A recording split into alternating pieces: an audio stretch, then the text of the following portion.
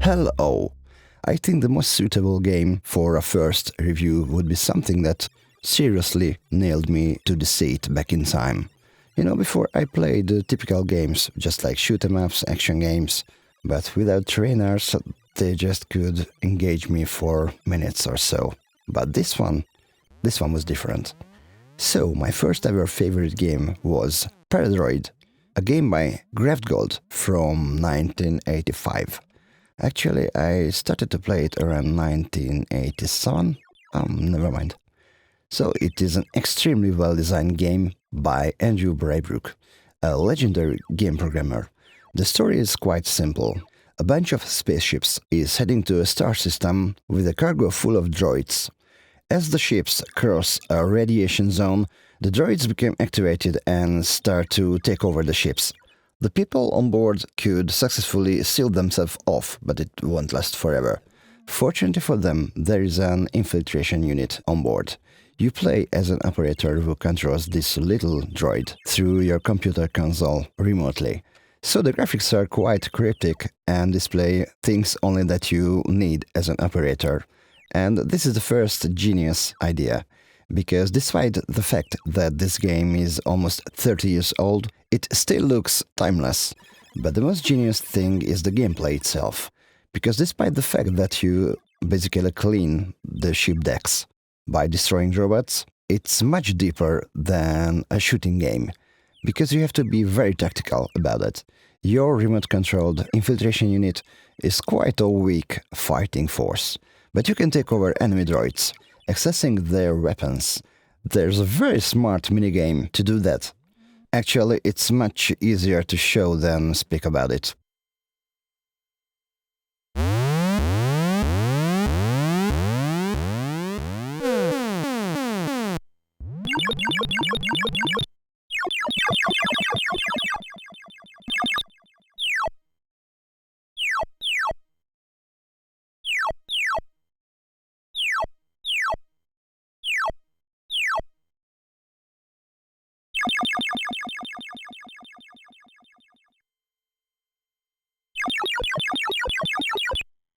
So the catch is, the actual droid that you took over burns out quite quickly.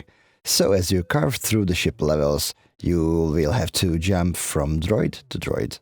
There are many classes of them, from simple cleaning or messenger units to battle droids with heavy weapons. These droids are represented by their serial numbers. In general, higher numbers mean more dangerous droids. And there's a twist, because it's inverse proportion, by meaning that as the numbers go higher and higher, the actual controlling time gets shorter and shorter. So, for example, the absolute king of the droids, the command unit, doesn't last for a minute, I think. So after mapping of what type of droids occupy which levels, besides having a plan, you also have to improvise a lot. Just imagine that in a heated moment, your high-class battle droid just burns out. When it happens, you just return to your tiny little droid hacking droid. And this little guy, number 001, will die in a firefight in seconds. Then you can try to take them over, but big droids come with big brains, and your tiny little basic unit has just 3 attempts to defeat them. So it can be very tricky. So after smarting all of them out and cleaning the whole ship, you are transferred to the next one. In the Commodore 64 version, the layout is just the same. The only difference is the number and level of droids. It gets harder and harder. The game has a couple of revisions. There are 4 different versions on Commodore 64. They play slightly different.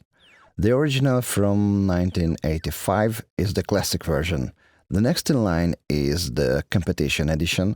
It came out 1 year later, including many fixes. Around 1987 there was another version called Heavy Metal, with a visual facelift. There are other versions later on other computers, but they just don't have it. You know, the mojo. Well, the version I would recommend is an unofficial one. It's called Paradroid Redux, and it was made by TNT. Besides adding a lot of clever things, just like more accurate collisions, better control, statistics, and so on, the latest 2019 version includes all the previous versions, so you can choose between the original, the competition edition, heavy metal, or this new enhanced one. So despite the fact that there are probably better players than me of this game, because I have never reached beyond ship 3 called Hustromo, there are some hints, tricks and tips for you if you are new to this game. Tip number 1. If your tactical decision is destroying as many robots as fast as you can, try to find droids 742 or 711. These battle droids are equipped with an EMP weapon called Disruptor. Basically, it fries the brains of all the robots in sight without aiming at them. It destroys lower class droids instantly.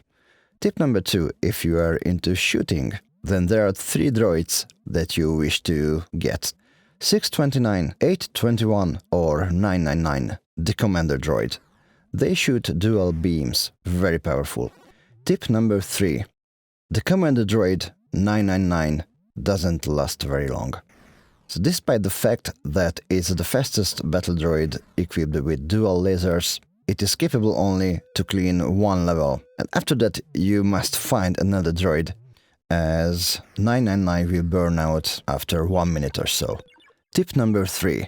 When taking over robots, the most effective way for me was like holding fire, waiting until the last moments, and just pull the joystick up or down while still holding fire. It will flood your enemy and it won't be able to react. Tip number 4. Choose the side wisely. Most of the time, one of the sides have more disadvantages than the other. Check the wiring. There are inverters, splitters, repeaters. Just keep an eye on them. If you choose wisely, sometimes you can defeat even the most powerful droids with your tiny little 001 unit. Tip number 5. I think this game is the most fun to play without a trainer. Okay, it puts up quite a challenge, especially on a higher level ship. Still, it's just more rewarding to play the way it is, instead of using unlimited energy and things like that.